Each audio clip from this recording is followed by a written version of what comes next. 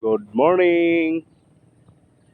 Dito na naman tayo, Dol, sa ating trabaho, no?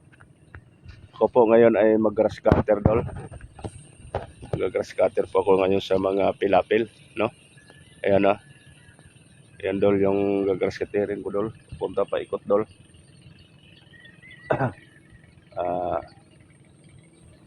Katsagaan natin ito, Dol, para malinis to, no? Kasi ito, Dol, oh. Lahat, Dol, halos nagtatanim na. Hindi pwede mahuli, Dol, kasi pag ikaw ay mahuli dito, kawawa ka sa mga insekto kasi ang daming kumakain ng mga bagong tanim na palay, no? Kaya halos dito, ayun, Dol, sa unahan nagtatanim na yun, no? Ayan.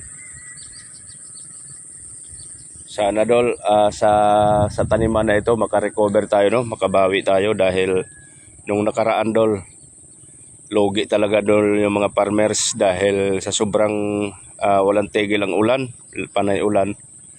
Kaya mga farmers, Dol, nahirapan, no? Sana itong tanim, no, sana makabawi, no, para naman kahit pa paano mabawi nila yung puhunan nila dati na nalugi.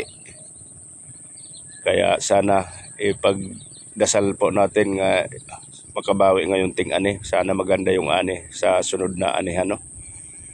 Para naman kahit kung paano makapamayad sila ng mga utang na kanilang inutang dati na pinuhunan nga dito sa pagtatanim, tapos nalugi ho kasi yung mga palay halos bumalik sa lupa dahil hindi na ani, no? Kaya shout out na lang sa mga farmers dyan. Sana makabawi tayo ngayong ating ani, no, para naman kahit pa paano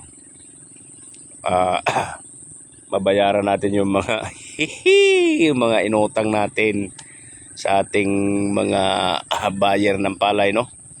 Kaya shout out na lang sa inyong lahat dyan at good morning po. Maraming salamat po sa inyong lahat. Thank you. Bye bye.